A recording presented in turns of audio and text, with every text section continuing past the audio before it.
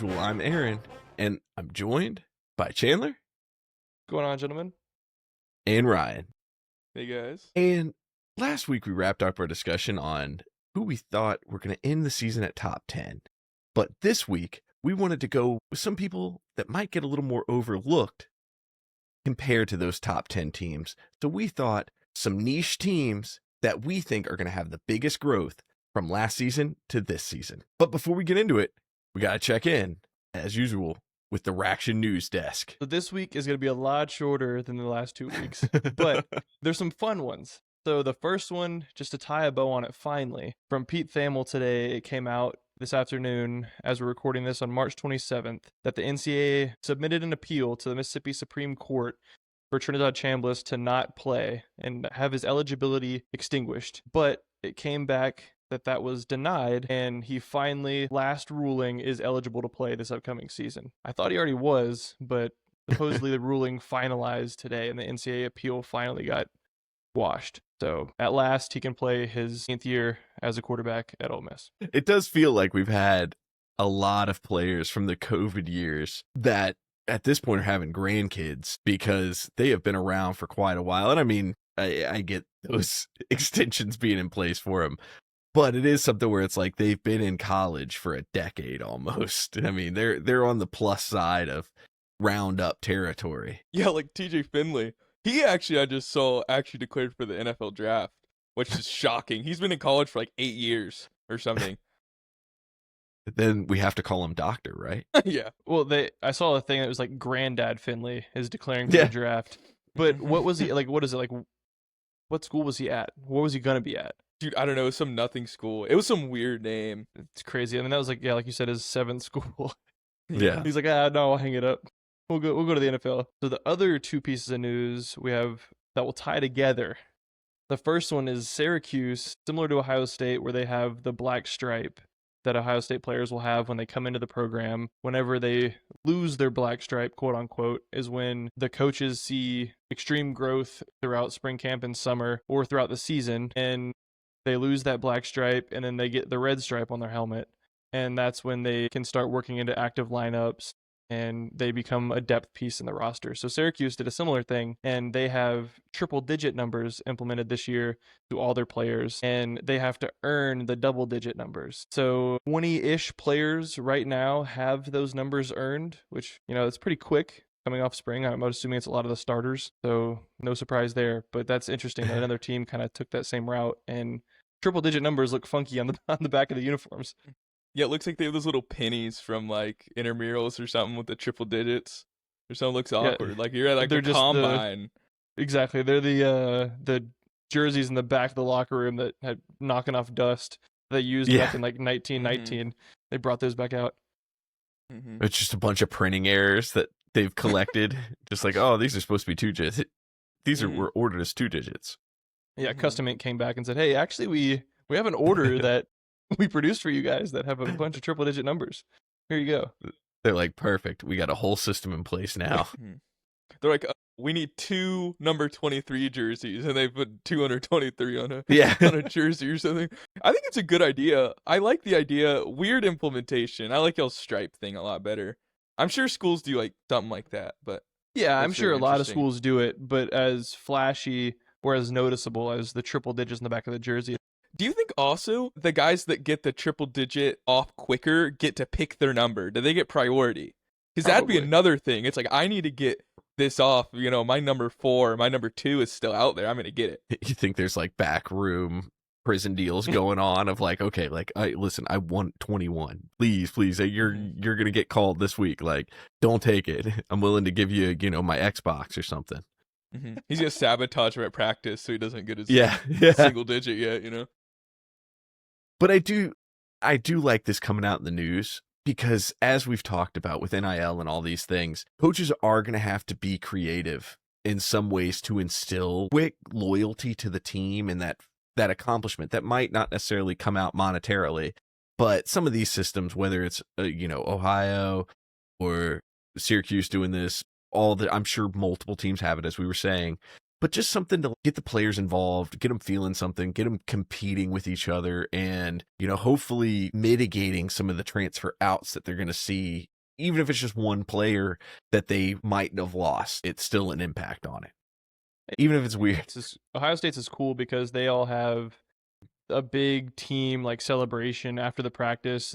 I think the strength and conditioning coach, he'll hold up like the black stripe from the player, and they'll all, like, the position group will take a picture with it, and then the guy will go up and like give like a little mini speech of like thankful of all the different yada yada things, and they'll put on his red stripe, and then that's that. Yeah, that's awesome. And I like a little bit, these guys are coming in out of high school, or they're getting paid all this money, and it's still a little bit of like, you got to come in and you got to earn it.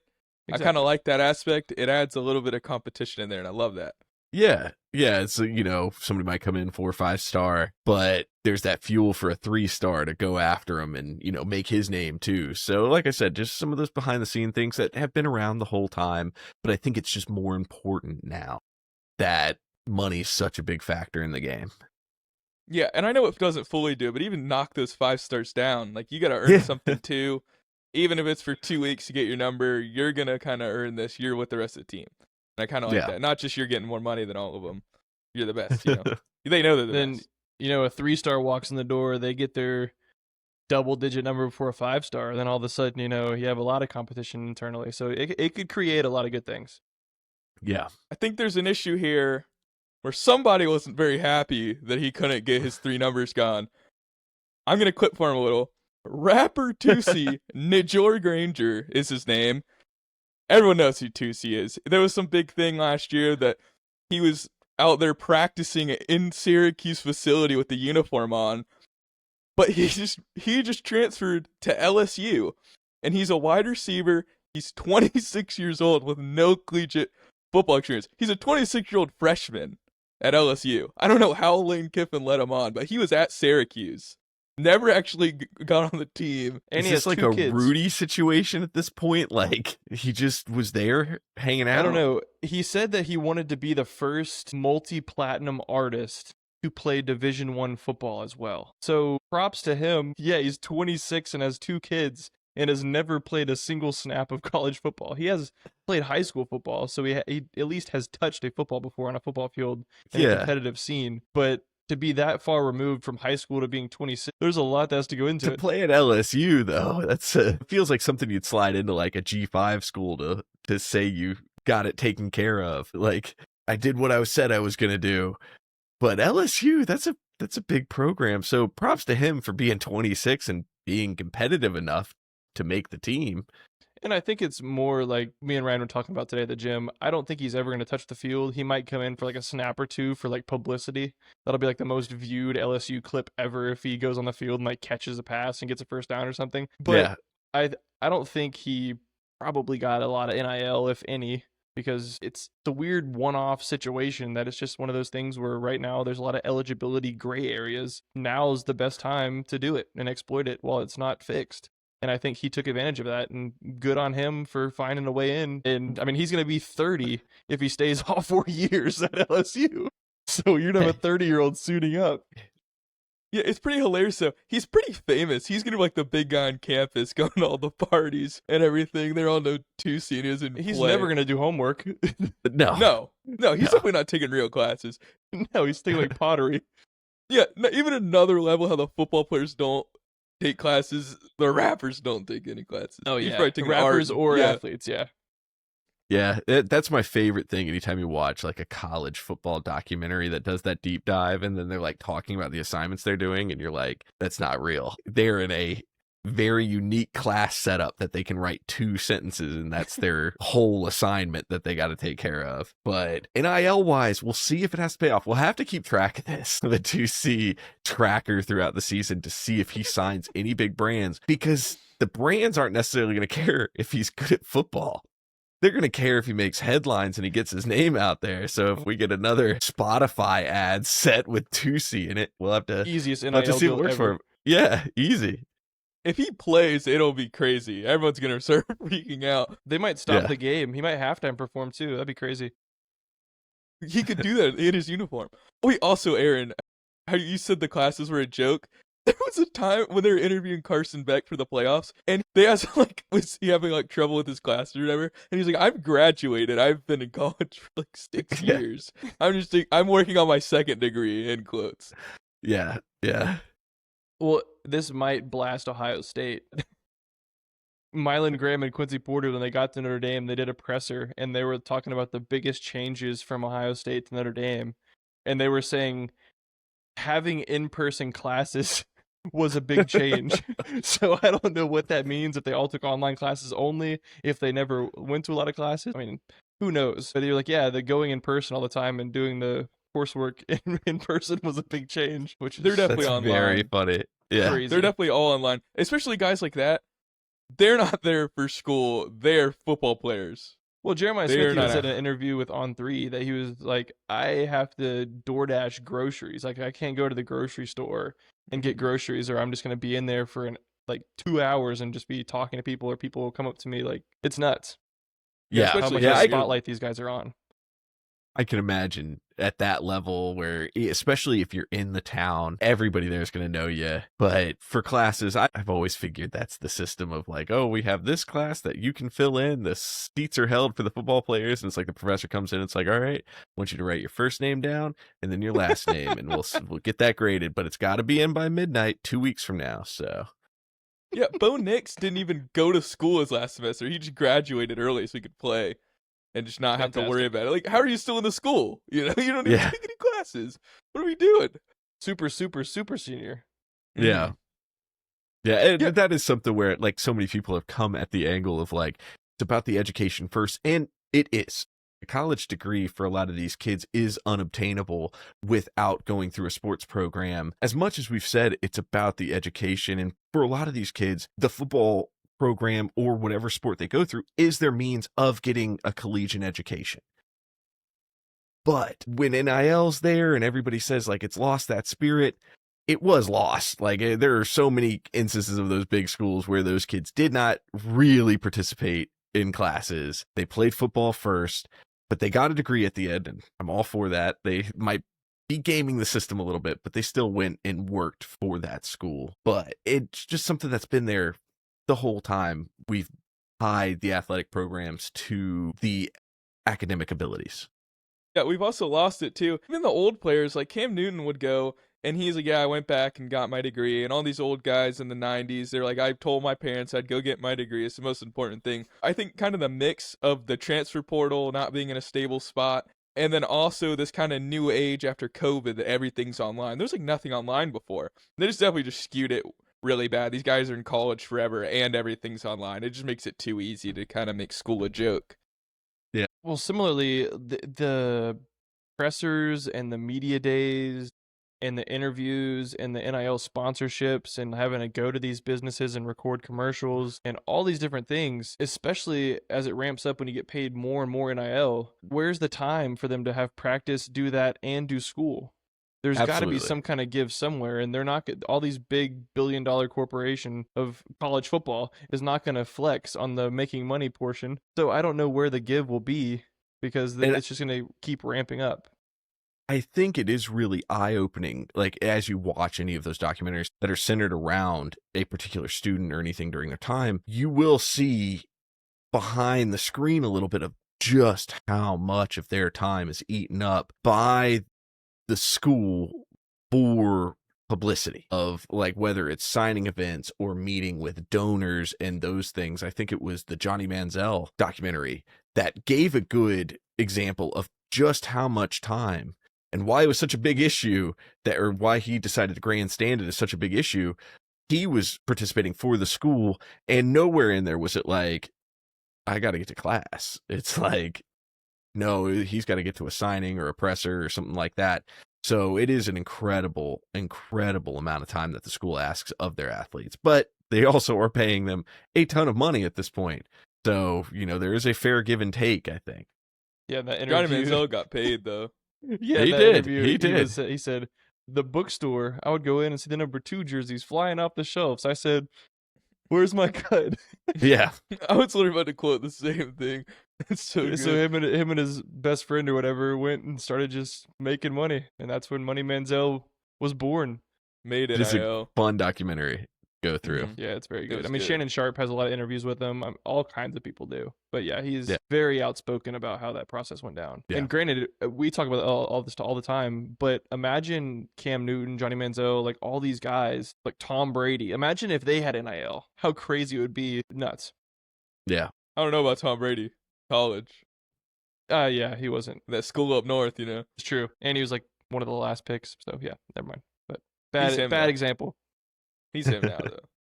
I think that's all the news I have. Unless you have anything else, Ryan, that I missed. Short day today. Nothing going on. Unless Exactly. we want to talk about Reaction- the Reaction clavicular. out. No, it does seem like this week was a short week, but I feel like we're going to be there. Like as everybody's kind of gearing up for spring game, a lot of stuff's kind of quieted down, waiting. So at this point, we are recording still at the end of March. We should be closing in on spring game. So when you're listening to this, should be just about a week out, and that's where we will be caught up. So you will have the spring game reactions the week of the spring games. So this is probably one of our last pre-recorded ones. But now that the news is wrapped up, we'll get into the main meat of today's main meat's weird. The main meat, baby. The main meat. You know us. We love our big old meat. Big meat, nice balls. Yeah. Leaving it in. I'm editing this one. I'm leaving it in. Meat. As I said earlier, we're talking about 3 schools that might not get the press, might not get the coverage, the talking heads going in circles about them, but we wanted to take a little bit of time and pick 3 schools. This episode is sponsored by Big Meat, nice By balls. Big Meat, Omaha Steaks. You can reach What? out. Omaha Snakes. Oh, Ball State should have a steak night called Ball Steak Night. I think that would be better for any other state school. But it rhymes with states. I guess, yeah, my bad. The ball part's the one that would make it less appetizing. I like nice balls with my steak. It's all right. I'm just kidding. So we want to take a moment and each bring 3 teams that might not get the coverage, the ESPN talking head circuit, all the glory that some of our top 10 teams get. But we still wanted to point out that we think they're going to show great improvement this year and be a better program by the end of 2026. Oh, to start things off, Chandler, why don't you give us one of your first picks? So in my number 1, in no particular order, the first one that came to my mind, Oklahoma State. You know what And I the bet reason- is? You Oh, have sorry. Oklahoma State as well, don't you? I don't have Oklahoma State. I would have been really surprised by that one, but I accidentally just scrolled down and didn't realize you had it on the same page, and I read all your 3 on accident. But I turned it off. That's the only one I read. That's the only one I saw. All right, you need to do another reaction and be surprised this time. Okay, ready? Yeah. Go, Aaron, kick it to me again. So Chandler, why don't you give us your first pick? So in my number 1 slot, in no particular order, it's just the first one that came to my head, is Oklahoma State in the Big 12. Thanks for the raw reaction. You're So welcome. they finished 1-11 last year. To say that they could be improved is an understatement. You know, they have a lot of upside and not a whole lot of downside. I was going to say, it's a safe bet at this point. Exactly. I mean, they could go 0-12, but we won't wish that kind of fortune on them. they had the quote next to them of the worst power conference team in the country. So again, Oof. a lot of upside. They got the North Texas coach from the American Athletic Conference, Eric Morris, and he came off of a season where they had the best season North Texas has ever had. They were in the race for that G5 spot for a little bit, like midway through the season, and then it kind of fell apart. But they were in that conversation during the season for having that G5 spot in the playoffs. So they got 54 players from the transfer portal, making them the number 1 team in the transfer portal as far as player acquisition goes. 17 of them came from North Texas, and they got the quarterback, the leading receivers, the running backs, all those from North Texas. So their coach, already similar to the USF Auburn Flash, their coach is very familiar with their key skill players on offense, and the scheme shouldn't be too crazy to kind of plug and play and get going. So the only bad thing is, in the last 20 meetings, they have not beat a single FBS team. Talking about Oklahoma State. So, again, a lot of upside. So we'll see if that translation from his success at North Texas can happen. But with all those key pieces and how he had everything clicking over at North Texas, I think that they definitely could go into the bowl game category, probably 7-ish win ceiling season, but definitely a lot better than 1-11. So that's why I had them as my one of most improved. Yeah, if they hit 7 wins, that would be incredible. Like that's a great turnaround. Yeah, and that's really good. I didn't think about having such a low floor. Should have thrown FSU in here on my list if we were thinking like that. I just don't know if they're going to improve that much. No, but I think there is something to say that taking a coach that wins and kind of going up that stepping stone progression like we had talked about, going from the G5 to maybe a bottom Power 4 conference in the Big 12. I'm treading lightly. Loosely, but, yeah. Exactly. So I think that's a good jump. I don't think it's a crazy jump, especially having the pieces that he's used to in his offensive program is going to help a lot. Yeah. Yeah, it's like Cignetti, winning coaches win. Yeah. Well, Google Eric Morris, he wins. If you have such a low bar from the previous season coming in, guaranteed at least have that safe first year from critique. If 1-11 was the previous, coming in, being able to work it, say like, even if they get a 3 or 4 win season, as long as there's some improvement there, if there's something that's changed and they say, well, next season we could be a better team, then that's at least getting the ball rolling. So I'm going to stamp it right now, and I'm going to double down, and I'm going to back my research, and I'm going to say that they will make a bowl game this year. Okay, so Chandler says they're going to take the whole thing. What do you want to bet on it? I will bet you a tub of pre-workout Ooh, all right. of your flavor choice. This is a good time, audience, to understand that we have already had a history of making bets with each other, and a pre-workout seems pretty lax. Recently, we have one going for my hair by the end of the year in bench press. So if I can't beat Chandler's bench press by the end of the year, I will be bald. So come January 1st, come expect me to be clean shaven. That light bar is going to be glistening on the top of his. Oh, yeah. I'm going to have makeup up here to keep it from shining too bad. We can green screen something on his head. Yeah. Yeah, you have to wear a wig like Andrew Jennick. You know Andrew Jennick? No. Oh, he's one of the Mauger guys, like with the ASU frat leader. He wears a wig. People keep going up to him in public and taking it off his head. It's really bad. There's Ryan's insertion of his of his modern social media. Just this is Ryan teaching his elderly friend about popular figures in not only did the ASU frat leader frame mug Andrew Jennick, he also hairline maxes in hairline mugs Andrew Jennick. And audience, I know our demographics. I know you don't understand those words as much as I don't. Don't worry, guys. We'll blur all of that out. We'll cut him out completely. He won't be in there. So, Ryan, what's your one slot? Or I guess, what's your first team you want to talk about? Okay. Not necessarily your one slot. This is going to be my third team. I have mine in order. Okay. Third. I will preface, y'all are going to say, what in the world? That's not a niche team. Notre Dame. And you're going to say, okay. And you're going to say, I think they're going to be good. And I know you're going to say, what? They were good. They almost went to the playoffs. Is that your thinking right now? Those are almost the exact words came out of my mouth. But I will also say they only lost 2 games, right? 3 games? 2 games? Yeah. I'm have gonna like get the there. opposite side So of their room for the spectrum here. You got a undefeated 1-11, and you got a 10-2 team. Like Mm-hmm. both of you are far into the spectrum there. that was in the national championship 2 years ago. Yeah. Mm-hmm. Yeah. Most Okay, improved. yeah. I was just prefacing that. I think they will be most improved. I know people might think they were good last year. I don't think they were good. I don't think they played anybody. The only 2 games that they lost, they barely lost to Miami, and they barely lost to Texas A&M. It's like, yeah, they barely lost, but Miami was okay, and Texas A&M ended up being really fraudulent, and they had the easiest schedule in the SEC. Still a hard SEC schedule, but they easily had the easiest one. They were fraudulent. Beat them. Hold It was on. only by 1 point. Timeout. Miami was okay. They were in the They national were only championship. okay. No. They were in the national championship. It was a It's fine. competitive national championship too. It And wasn't like Texas a A&M 54-7. They barely played over 500 SEC teams. Hey, that's all I'm saying. I don't think they deserve to be there. They should have got blown out by Ohio State. The Texas A&M Miami game in the playoffs was probably the worst offensive performance I've ever seen.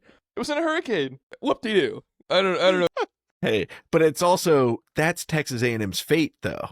Like as they get closer, the more chances they are going to have to blow it. So I know it's sad.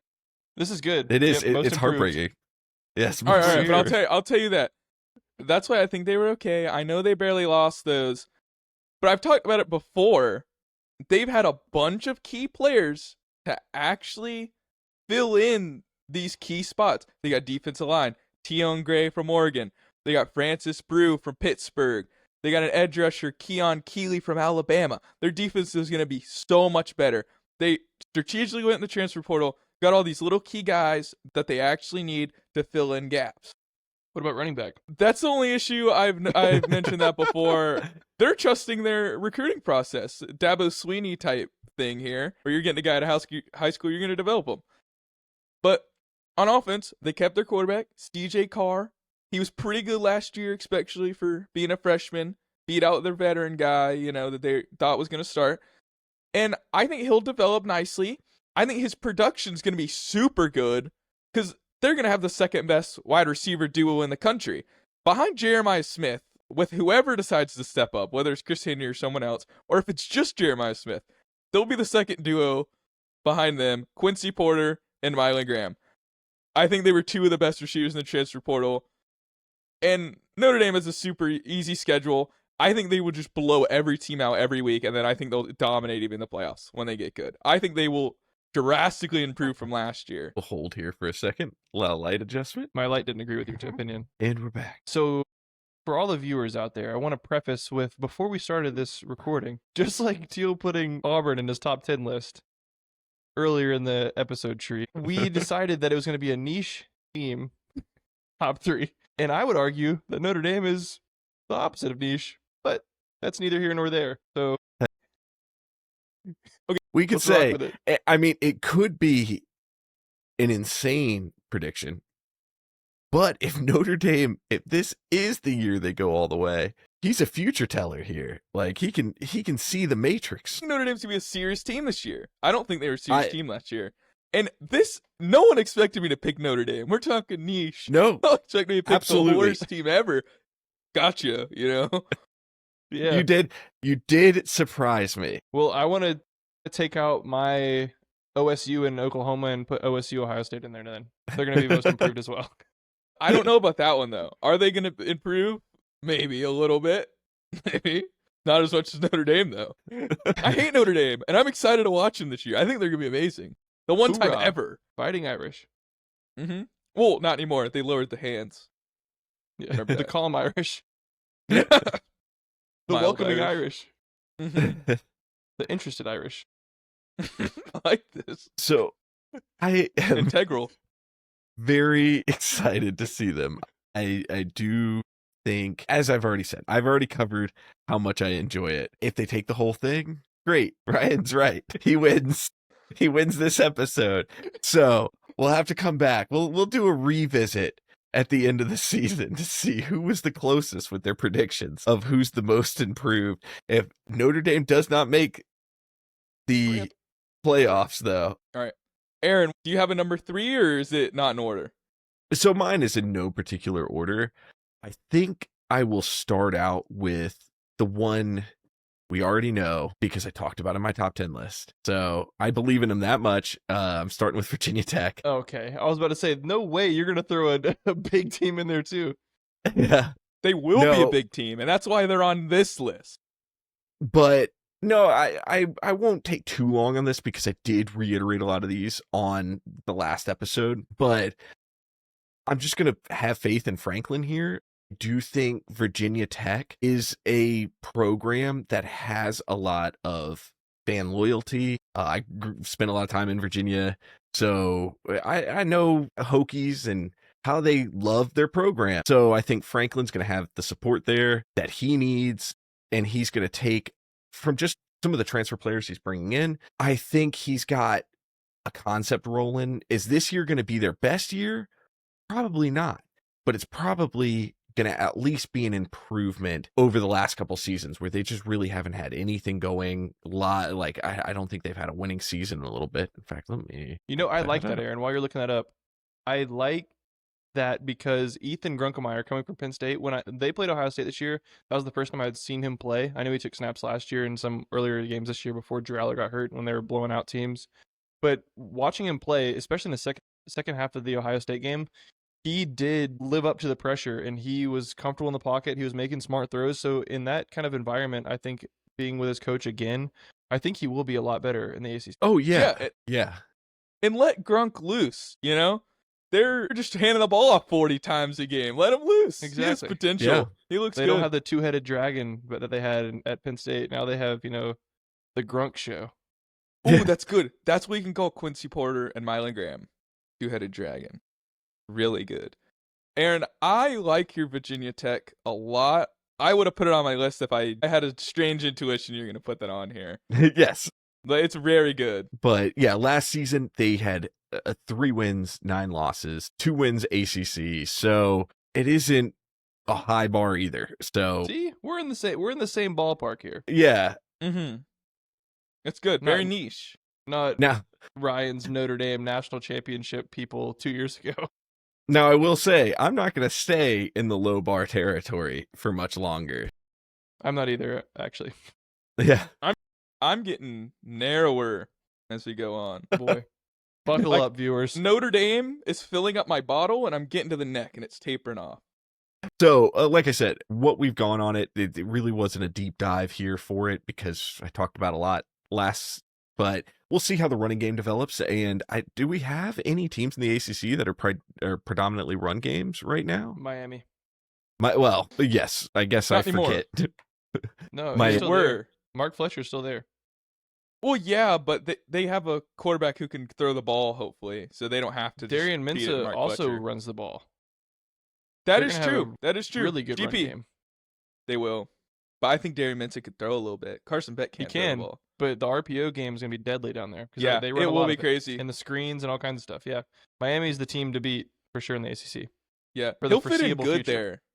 Yeah, he'll fit in good there. They like a mobile quarterback down there. Chandler, why don't you give us your second up to bat? So I'm going to take this one to the old Louisville territory in the ACC.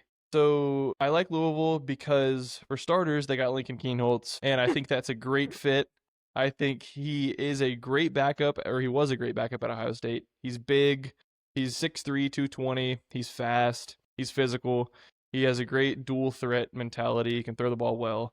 I just don't think he was ever going to be in that starting role at Ohio State. So jumping to a team like Louisville, I think, is great. And Louisville, it was 7-1 last year with a win at Miami when Miami was ranked, I think, 10th going into that like week 8 game. So they had a big upside potential last year to kind of run that ACC and get that slot. But in the back half of their season, Isaac Brown got hurt, their running back, and he's coming back this year. So now they have a bunch of receivers coming in. They have him healthy. They have Lincoln Kienholz, who is a mobile quarterback, and I'll be curious to see how he plays there. But they should have all their starters on defense for the most part coming back. And this year they play 5 of the 7 worst ACC teams from last year in their regular season schedule. So they have a manageable schedule to go through to be able to get that improvement season. And the real tester is going to be, though, unfortunately, week 1 against Ole Miss. And that's probably going to be an L. But if they go out against Ole Miss and throw a little upset wrinkle out there or keep the game close, it could be a great season for them. And I think they could have a better finish than they did last year. That Miami-Louisville game last year was so good. And It he had the was. little fingertip interception on the last play of the Yep. game. Yeah, that was good. They also got a receiver from Vanderbilt, and he had like 800 yards last year. So he was a productive guy, and having that piece coming in too, a veteran receiver, will be great. So I think their offense will be good. I think as their defense can step up and play well, then they should be able to be a top 3 ACC team. Lincoln needs to step it up, though. I'm kind We'll of see. surprised he didn't follow Brian Hartline. Did Brian Hartline just not want him? That's a little scary if that's the case. I don't know. Yeah, it definitely He is. wanted to be in Kentucky, not Tampa. Who wants to be in Tampa, Florida? Nobody. Covicular. I'm just kidding. Yeah, that's just the standard words of us panhandler haters out here. But no, it's definitely one of those programs where, as the coach position, Louisville, a lot of these schools are less pressure, so you can take a little more time to develop something. You're not going to be in the hot seat, the second you have a couple losses under your belt. But it is something where it's like you do have to turn results over. Sometimes that will push it forward for them. And I mean, we're talking about niche programs that had bad seasons in the past. And I mean, starting the season 7-1 is not bad. I want to preface with that's not a horrible season. That's bowl eligible. They played. So I'm not picking super harshly. I mean, it's still a program that's gonna be fun to follow, but does have room for growth, and that's gonna be similar to my third slot as well. Yeah, and they showed that they had potential last year. They upset Miami, and even if some of that carries over and they get the new pieces, it just gives them such a higher chance to even do better. Exactly, and if Isaac Brown can stay healthy the whole year and not battle injury again, because I think the back 3 or 4 games of the season, the last 3 or 4, he was hurt. Ryan, what's your 2 slot? It's funny we were just talking about injuries. That's kind of why I picked this team. My number 2, again, I'm picking them in order, the Kansas Jayhawks. Wow. Kansas. It's like, what? They went 5-7 last year, so it's not terrible. But like we were talking about injuries, they had a ton of injuries. Jalen Daniels, not Jane Daniels, I think is an amazing quarterback, but he dealt with a bunch of back issues and he wasn't 100% last year. I think him being healthy will help out so much. He's really good. He can extend plays with his feet. He can throw, and I think he's super dangerous. Nice dual threat quarterback on offense. I think Devin Neal, their running back, is also amazing. I think he might be one of the most talented running backs in college football. But I think when Jalen Daniels got hurt, they definitely just depended on him too much. But he's super fast. He has great vision. He just had too big of a workload last year, and they were too dependent on him. So I think that affected their performance a lot. But I think having other positions in offense healthy will keep him a lot fresher and up his efficiency next year. They have Luke Grimm, a receiver who missed some time with injury, and he wasn't at full strength. And he will be a good weapon for Jalen Daniels. Also, their main receiver, Lawrence Arnold, he's really good, nice veteran receiver. But it was evident that whenever Jalen Daniels got hurt, that his production just went down a bunch with the instability at quarterback. So I think if Jalen Daniels is healthy, Lawrence Arnold is going to be a monster on the field. And I don't know if it matters how good these guys are if they're hurt, so they got to stay healthy. I think they're going to have a super good offense. They have some good defense guys too. They got a couple DBs. They got some in the front 7.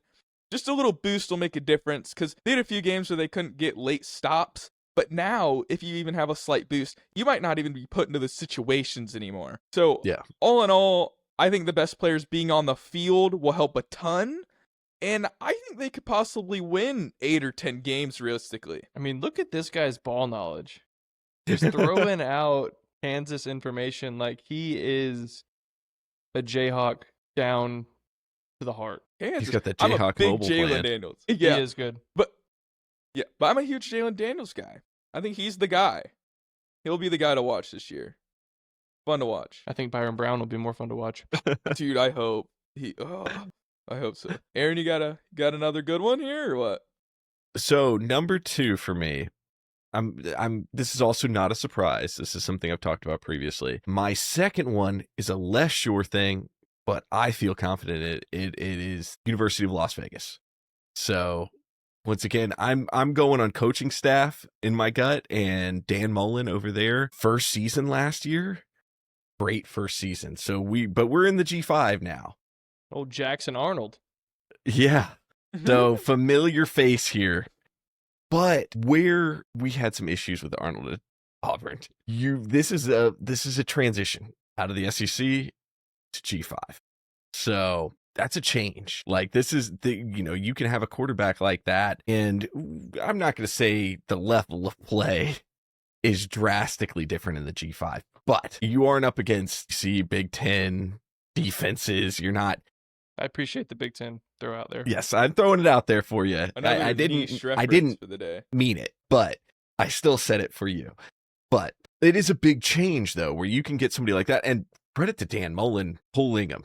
I mean, that's probably got to be some wheeling and dealing, because I'm sure there's a slot somewhere in some team in a P4 conference or in a P4 team that he could move into. But Dan Mullen pulled him in, and just looking at UNLV and what they're putting together, I think they're making a push. My gut, unsubstantiated, have no proof, feeling, or anything. I think they're trying to make a push to a P4 conference. I think they're trying to make a case to move. But just by looking at some of the videos of their facilities are incredible looking. They're very top dollar level stuff. I mean, right now they are playing in Allegiant, so I don't know if that would be impactful on a conference move. But I think Dan Mullen's putting together an incredible program. I mean, his first year, the going up is going to be difficult, because they did go 10-4 last. That is a pretty strong opener. But shout out to Dan Mullen. Coming from Florida, he's a sleeper recruiter over there in UNLV. I mean, that's a guy that knows how to get people in a program. He is going to be a successful name over there that players will want to come play for, especially at that level. Yeah. That to me is a no-brainer, and I think Jackson Arnold can develop well under him. Yeah, and it's almost disrespectful to me that Dan Mullen's coaching a G5 school. I think he's going to tear it up over there. And I don't think Jackson Arnold was bad. I think Jackson Arnold was really good. He was in a weird situation with a terrible offensive system. I think you put him under a coach like Dan Mullen, he's going to do great. And he's also super good at running the ball. That's like his main thing. I think he can throw the ball, especially in the G. And I think he's going to run all over the place on these guys. I think it'll be great. Well, and then they have some talent running with Thomas. He seems like he's going to be good. But I'm looking at a lot of the staff, and they've got a former NFL coach and defensive coordinator as their defensive coordinator. They've got another NFL coach talent in Louis Adazio. Gunther is the DC, who was with the Raiders and Cowboys. And I think Adazio was just with the Chiefs before he went over to Vegas. So it is still some high level talent that we're seeing for a G5 school. And so to me, that sends the messages of we're aiming bigger. And Dan Mullen, as you were talking about the recruiting path, Dan Mullen, I think, his weakness in recruiting was at the high school level. He was better with working with transfer athletes. Florida, when he was doing that, he left Florida in 2001, before he came to coach for Las Vegas, which was last year. So there was a downtime. So a lot of the changes in the new field that we see in part of the recruitment, he's coming in, and I think almost all of this current recruiting meta that we're going to see from teams are the strengths of Dan Mullen. If you're a top 3-star talent and you're looking for a home, he's going to slide in and he's going to get you a promising offer.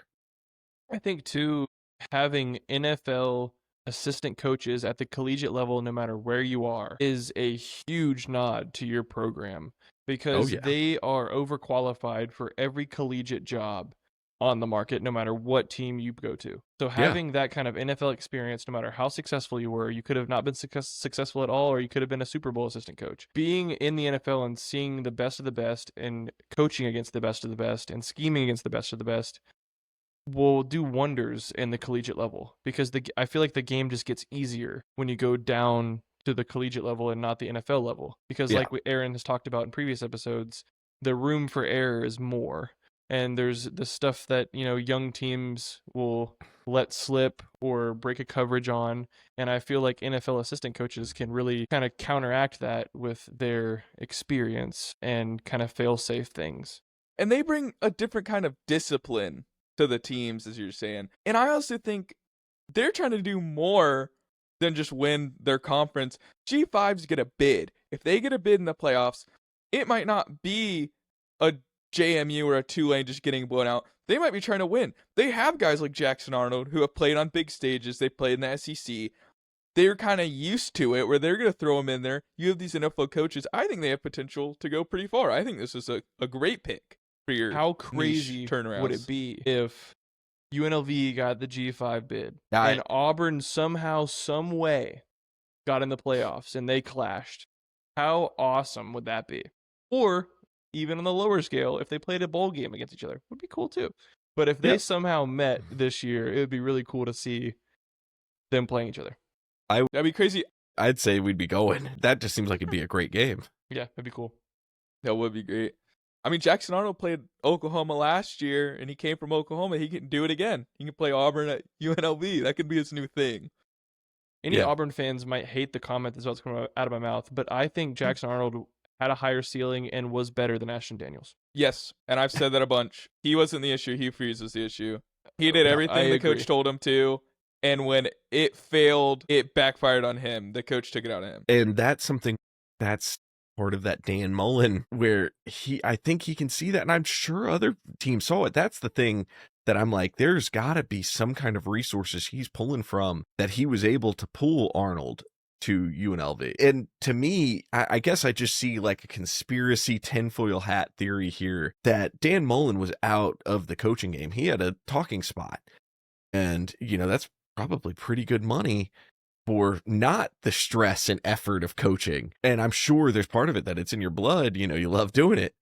But for him to come back after years of sitting out, I feel like it's because he saw something in UNLV. I think he knew his ceiling. I think he saw the landscape changing. And if they are committed to financially supporting a push, he might be seeing this. And especially after Indiana last year, there is, a Cinderella story that could happen out there. Am I saying it's Las Vegas? If it happens, then yes, I am saying it right now. If not, then it's just a theory. But it is something that it at least is exciting to see it. And I do believe there's that potential. If you give him a few more years to really turn what he's doing into something amazing, it would be great to see what the ceiling of that is. I mean, looking at their schedule this year, it's not a bumpy road. It's a pretty straight shot, I think. And think about it. The title, Jackson Arnold, national championship winning quarterback. He can do the video of J.J. McCarthy where he's signing the camera. I'd love to see that. I want Jackson Arnold to do good. I'm sad he didn't do it on Auburn, though. I'd love to see him do great here. I'd love to see him take off. Jackson Arnold, I think you just aren't getting the exposure that you really deserve, and everyone's hating on you. It's really easy to blame the quarterback. It's easy to blame the coach. I think it was the wrong time for him. This is the right time. It would be exciting if he puts up huge numbers out there. I would venture to say that this is going to be his best statistical season he's had. Yeah, by far. Yeah, because this is something I'm not up to date on his stat line, but was he a 5-star coming into Auburn? He was. Yes. So, I mean, it's one of those, like, 5-star going into a G5 school. There's a lot of field to run. Well, I think that rounds up everybody's second pick.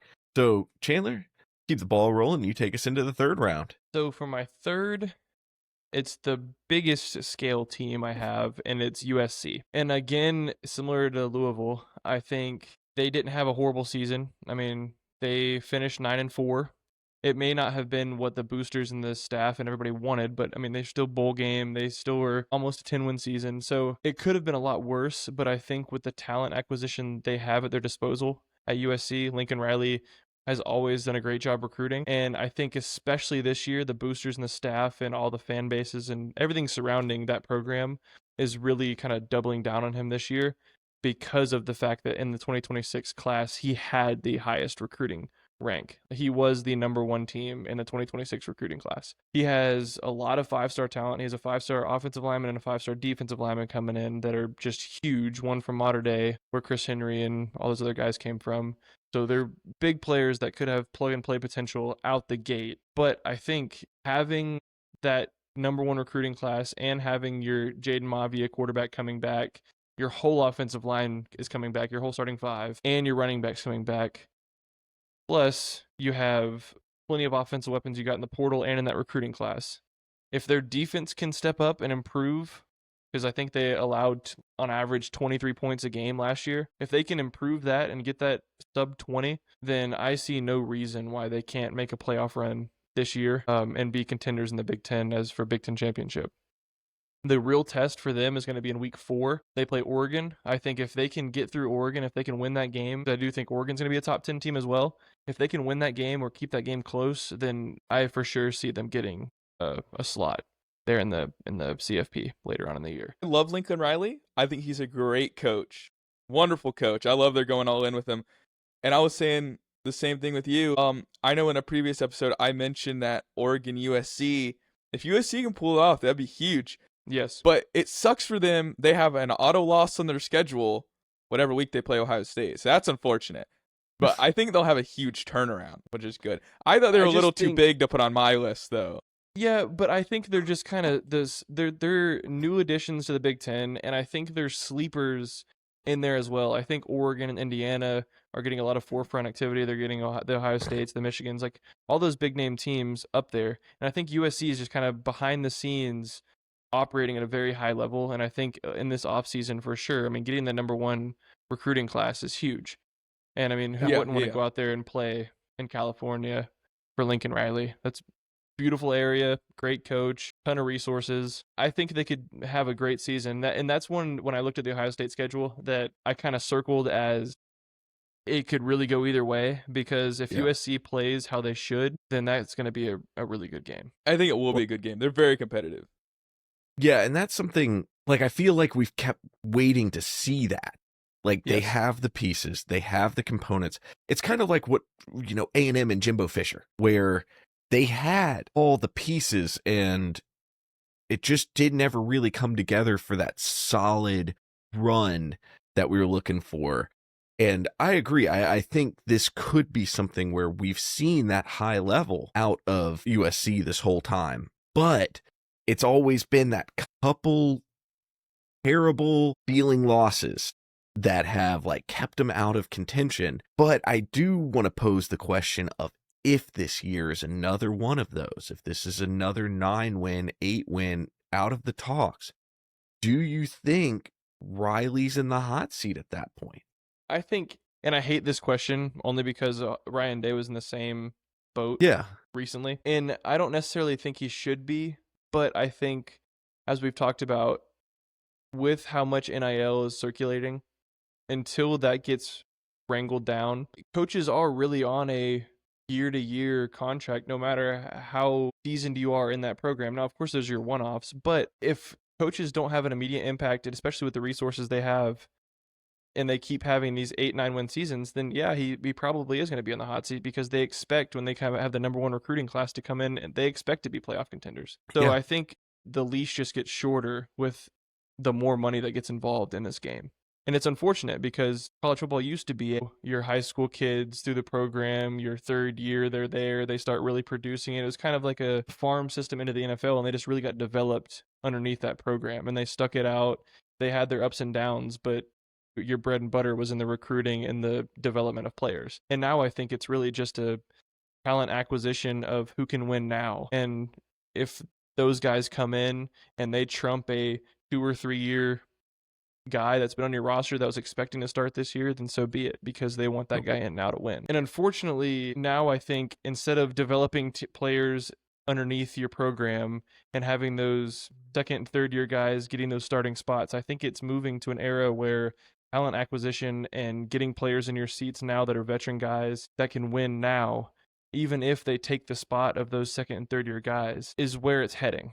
So I think him not having the time to develop players as much as they would have 20 years ago does have a negative impact on coaches around the country, not just him.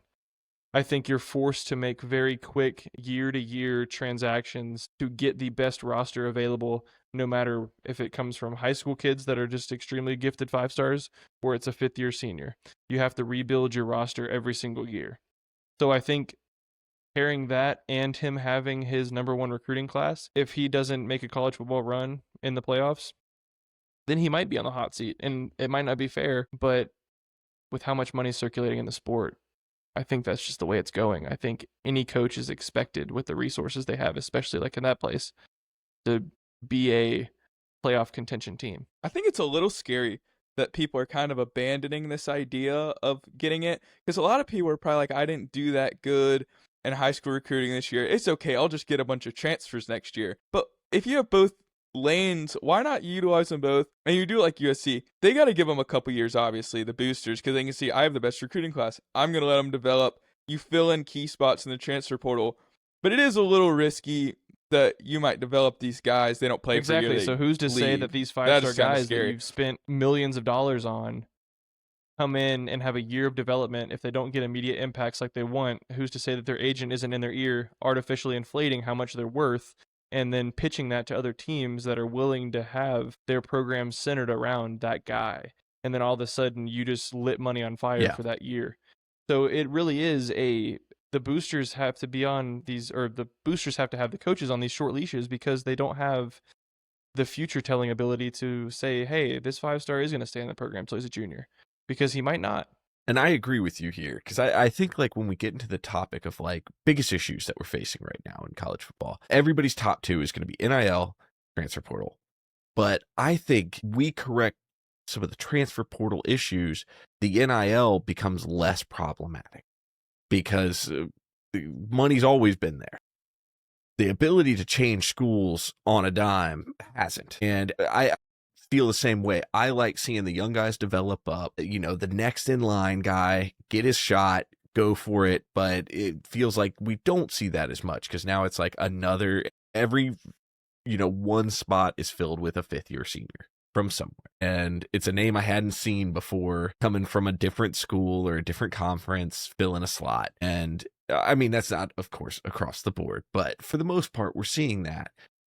So don't want to dive too deep into the transfer portal discussion now. We are definitely going to do a whole episode on it. One more quick thing. I would also argue that if your boosters agree that you want to make a deep run in the playoffs and your route is transfer portal, and as we know, all these transfer portal players are artificially inflated because they just have these boosters. I mean, not the boosters. They have these scouts and agents in their ears saying, hey, this guy got this here. You can get this here. And they might say, hey, he got 1 million here. Yeah. We'll just go in with 1.5 and we'll have that be the starting thing.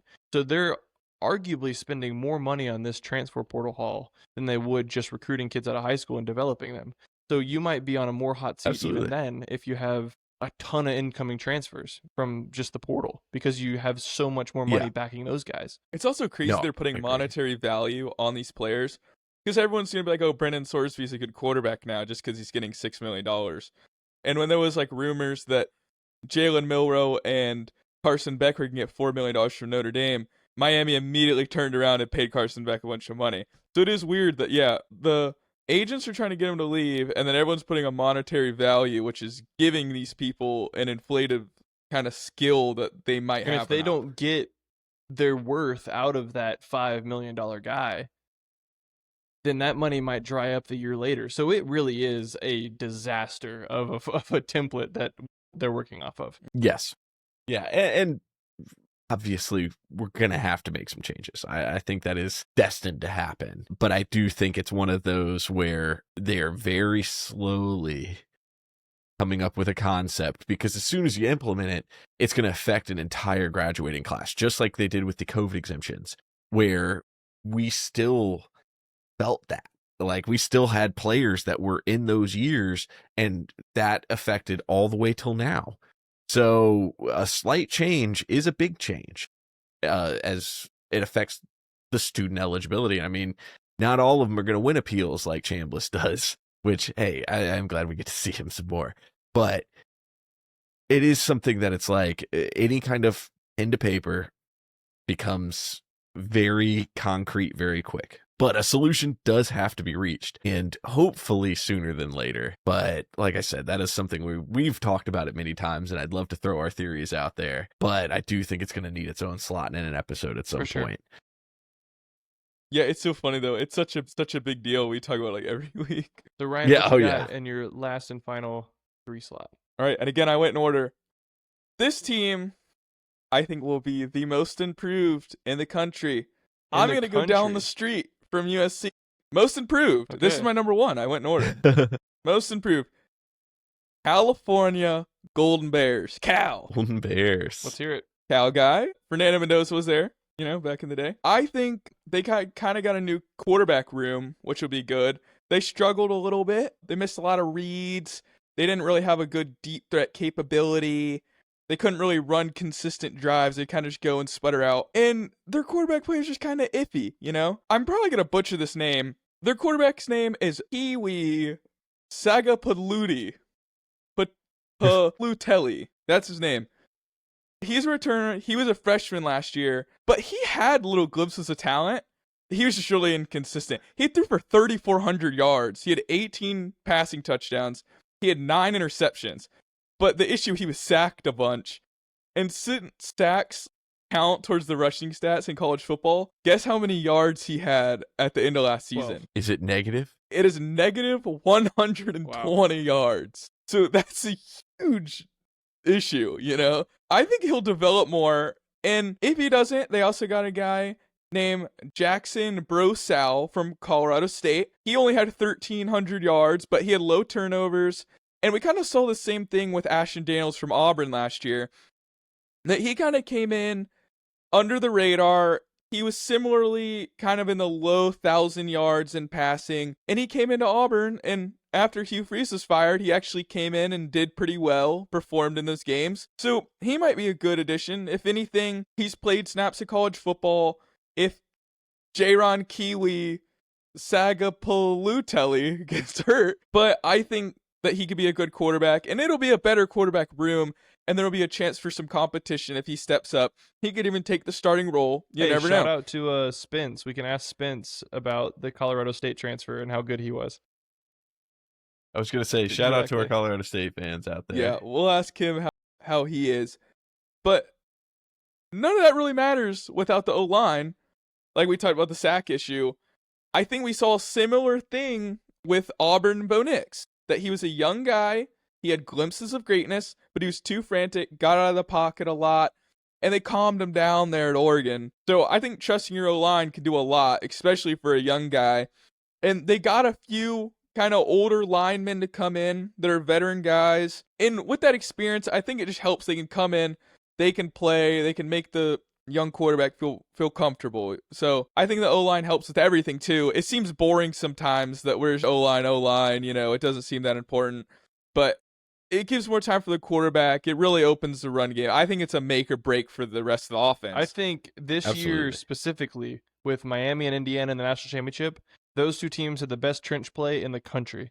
And I think they set the paved road ahead for the rest of us to really dial in and get those guys developed, because it is a key factor now more than ever. And it always is a cliche that, hey, the game's gonna be won in the trenches. Well, this year it really was. Yeah.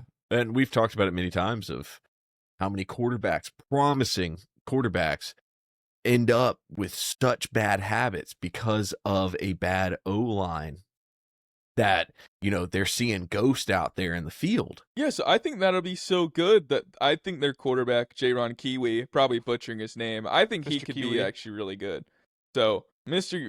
Jaron Kiwi, I think he'll be great because of the O-line. I think the O-line was just such a bad issue. But then also, like, they got a few running backs. They got Ashton Emery from UTEP. Even though it's a smaller school, I think he's really good. And you can never really have too much depth in the running back room. They also got Adam Muhammad from Washington. Washington had a really good running back last year. So this was kind of the second guy. But he averaged about 5 yards a carry because he wasn't the main guy. He'd come in when he's fresh. There's glimpses of potential there. And for receivers, they got Ian Strong from Rutgers. Rutgers, weird school, but he's a big guy. He's 6'3", 211. He got 762 yards last year, which I think is really promising. You come over here with this good quarterback, new O-line, all this stuff. I think that'll be great.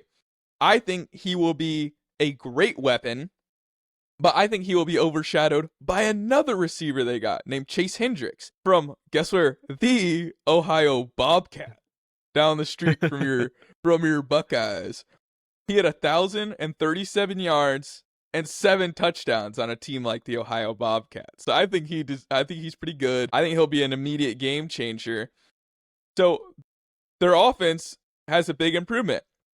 Their defense seemed to not really be the problem last year. They weren't the best, and they kind of got the job done for the most part. But it's hard when your offense is just putting you on the field over and over and over. You're getting bad field position all the time. So I think the new offensive additions are just going to help the defense even more. And with all of this, they also hired Tosh Lupoy as the head coach, and he coached the NFL. He coached at Alabama. He coached at Oregon. All pretty good places to come from. And he immediately came in and brought a top 20 class in the portal. He had like 30 players. And it's kind of weird, but they hired Ron Rivera, the old NFL coach, in the front office, which is super weird for college. But I think it really shows how hard they're really trying to get those experienced guys in the building. And we've seen that work. You were mentioning it earlier, Aaron. And we've seen it with Matt Patricia at Ohio State, and hopefully Arthur Smith at Ohio State in the future. So I think their new coaching will bring a lot more dynamic offense, especially with all these guys. And I think they'll bring some level of discipline over from the NFL, like we've also talked about when you're talking about UNLV and all these guys. So I think we could see him maybe win 9 games, maybe have a couple upsets. They only went 4-4 in the ACC last year. So I think they could even be competitive in the ACC, maybe be pretty high, go to a conference championship. I think it'll be a pretty big turnaround. I mean, let's get a like and a rating on the show for this guy's in-depth knowledge of the Cal Bears. I mean, it is unbelievable the passion this guy brings to this organization we have here at RAC. Apparently I'm a Cal fan too. But I do have to say that you did pick a team that goes against 2 of my selections this year. So I'm so sorry. For their October games, it's UNLV, then Virginia Tech. So back to back, you're squaring off against me. So you're either going to put me in the dirt or I'm upsetting your day. That'll be tough. Yep. So come October, you can expect a RAC follow-up on how our predictions came out, because there'll be some obvious headway here. But no, I do like it as a call, because I do feel like the ACC, as far as conferences go, it's an up-in-the-air conference right now. There's not anybody that's crazy dominant outside of Miami. They kind of was locked in with Clemson for a while, but I do feel like Clemson's let off the gas. And we're at this point now where if a school can make a good run, they can be in for the championship, which puts them in for playoff potential. Cal Bears. And it's going to be Virginia Tech, because we don't have room out here for Golden Bears. We're a turkey kind of podcast. I do think Virginia Tech could be better. I'm just saying, no. The stuff they were doing no at double Cal back. is insane. You gotta stand on that pick. Yeah. That's your most this is me versus you in the country is the Cal Golden Bears. Doesn't mean they're the best team. It's just they're the most improved team. That's like getting the comeback player of the year award. You're just playing upward basketball here. I just see you come in, you clean house, you get all these weapons for your guy. You're building around your like it's almost like NFL. You got a franchise guy. You got this great quarterback, and you're gonna develop a little more. Get all these weapons. Bring on. I mean, I think it'll be pretty good. So what do you have, Aaron, to follow up that masterclass of a presentation of number 3? What you? I can't follow that up, because this is just a vibe check for me. I went number 3. This is just a team I like to see, and I wish them the best. I'm going with Hawaii, and there's not a lot out there. I'm sure a lot of listeners don't know what's going on in Hawaii. I'm sure you two don't know what's going on in Hawaii. I barely know what's going on in Hawaii. But it is a team that I think is fun to watch. I do feel like out of all the college football, it's another G5 school that I'm pulling here. But I just feel like they kind of have a raw deal when it comes to schedules and everything, because fundamentally every game is a huge travel for them if they're not playing at home. So you're very limited. Now, recruiting-wise, you probably are in the best place you can be to offer a student. Say, hey, you want to come live in Hawaii for a while? I grew up for a few years in Hawaii. It is a wonderful place, one of the best. So there's a fondness in my heart for them. But I do truly think there is some growth there. Last season, it's going to be a hard season to top. They were 9-4. So they have been doing well. And I will say, this year's gonna be a prove-it year for them. But I do think if they do, they've got a very competent year, because they did lose their starting QB, and the wide receivers that they were playing under have also left. but they did pull in some talent. And towards the end of the season last year, we did get to see their freshman QB step up, Micah Alotto. He threw for a lot of yards. And it's just something where it's, seeing a freshman come in, play really well is always exciting. And they stuck with him. So he's a young guy, going to have a team. They did pull in a 4-star. They got DeCambra in the safety position. So defensively, safety, and G5, I think you've got a good talent pool that you're pulling from.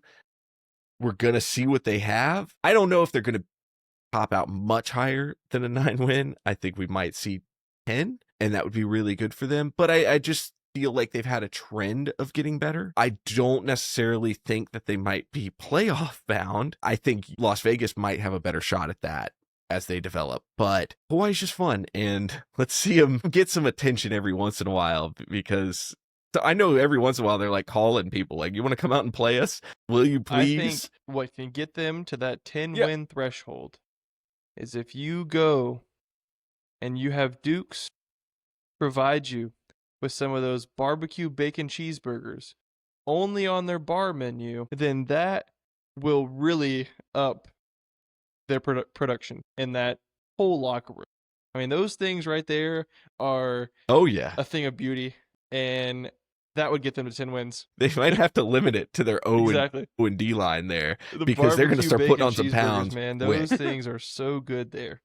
Holy moly! No, I love Duke. Every time I go there, like once a day, if not multiple times a day, I'm going to Duke's. Staying at the Hilton Hawaiian Village, walking right over, getting a food coma. Oh boy, yeah. Speaking of which, we seem privileged.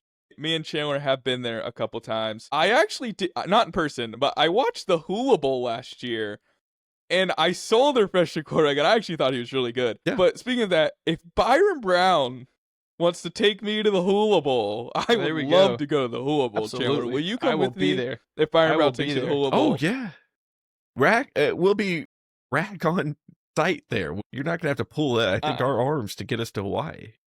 Okay, Byron Brown, if you're watching this somehow, if you don't take us to playoffs, please take us to the Hula Bowl. I want to go to the Hula Bowl. Yeah, you know what? That's a standing invitation for anybody going to the Hula Bowl. If you want to bring us out, we'll film with you. Do whatever you want. We'll carry your bags. Take us to the Hula Bowl. Show you a good time with the barbecue bacon cheeseburgers. Dukes can sponsor us. Oh yeah. Also, if Dukes wants to sponsor us, we love Dukes. So that be more. Y'all remember the Super Bowl? How I put on like 20 pounds the week after. There's not much I wouldn't do for a Dukes Hawaiian sponsorship. I mean, the door's wide open. Yes. Anything they want me to do, I'm doing it. I've only eaten there one time, and I'm allergic to everything. So I just had a plain steak with nothing on it and plain white rice. And last even time that we were there, good. So like right down from our table, they had like right when you go outside that restaurant, there's the whatever it's called, the comedy room where they do like live stand-up shows for up-and-coming comedians.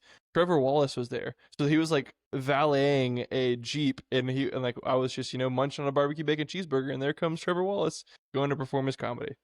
So another reason why we should go. I love Trevor Wallace to the Aloha Bowl or whatever it's called, because he performs there a lot. I love Trevor Wallace, and you never know who you're gonna see there. Well, let's hope that Timmy Chang keeps taking the Hawaiians in a positive direction, and listeners, you find us a connection that can get us to the Hula Bowl to support our favorite team. Absolutely. Because we'd love to. But no, to round things out there, I do wish them the best. I hope they have a great season up ahead of them. Schedule again, because it opens up to California. I do feel like for their current roster, they will have an interesting season going ahead of them. They do go against my UNLV though, so I am putting my own picks head to head. We'll have to see how that comes out. They could be undone either way, so that'll be up in the air for it. But like I said, if they get another 9 to 10 wins, I would still see that as an improvement for the losses they had from last year and what they put back together. It's showing a consistent program at that point, which I do think is an improvement. I think the make or break for UNLV game is whether or not Jackson Arnold likes bacon cheeseburgers. I think it's very easy to get caught up. Okay, if Jackson Arnold likes barbecue bacon cheeseburgers, because I think it's very easy to get caught up, especially those guys that are coming out of state. They're like, I'm gonna come to Hawaii, I want to have fun. I don't know how anyone actually shows up and plays the game. They're probably just having fun for 3 days, and they go play Hawaii. That's just a boost for them. Double home field advantage. I mean, they're throwing out eligibility, like with Tusi we talked about earlier. I mean, I'll enroll in Hawaii and take one for the team and walk on to their football program if that means we can go over there and, get some content. Absolutely. I'll play running back, get smashed by Arvil Reese every play. They're never playing Hawaii. Yeah. And he's in the NFL now. He's in the So, you know what I'm saying? Coach Chang, if you find yourself running out of the room in the depth chart there and you need 3 human bodies to be able to throw out on the field and break, you with got no ours. charge of NIL, but you have to I'm pay very for our flight over encouraging. there. Yeah. I'm a very encouraging person, even if I suck at football. But I do think we have some interesting games to watch. I will say, more excited to watch some off teams for these games. It'll add in our season roster here of games we're gonna have to tune in for. I'm not sure who's going to come out on top here, because one of these teams, one of the 9, is going to be, I think, a shocker, better than they've done. It's not going to be Notre Dame unless they take the whole thing, but the other 8 are in contention for a chance at a lot of improvement. So it'll be interesting. We'll do a follow-up, definitely postseason, to see who won this one. Yeah, we'll come back to these later in the season. But also, it's kind of weird that I'm kind of surprised we don't have any dupes. We did. First of all. And second of all, The barbecue bacon Which one? cheeseburger. Why? I'm at the teams, man. We didn't have any duplicate teams. Also, a lot of them are ACC. And I know you said something about Clemson. We can't talk bad about Clemson. Their backup quarterback is a fan of us, apparently. It's so we just true. got to wait till he It's true. starts. And they're going to be a great program. He's going to be the next Trevor Lawrence. Most improved. Even better. So with our picks locked in, that's going to wrap up this episode of Rack. But next week, we're coming in to fight the stat line to see if we're going to take the Vegas odds on wins and losses of different teams throughout the season. So follow us there. Our link tree to all our social medias are in the description of the episode. Feel free. Our email link is also in there. So if you have any follow-ups, if you have any questions, if you have any topics you want to see us discuss while we're in the off season, feel free to send an email over or comment directly on wherever you're watching this. If you can, please follow the show on whatever platform you're listening or viewing us on. That really helps us get out there, pops us up in the algorithm, gets us out to more people. So for all of you that have done it, thank you. For all of you that will do it, we thank you as well. Until next time. And if you watched this far, please comment which team you think is the most improved. And thank you for watching the whole video. Bye-bye.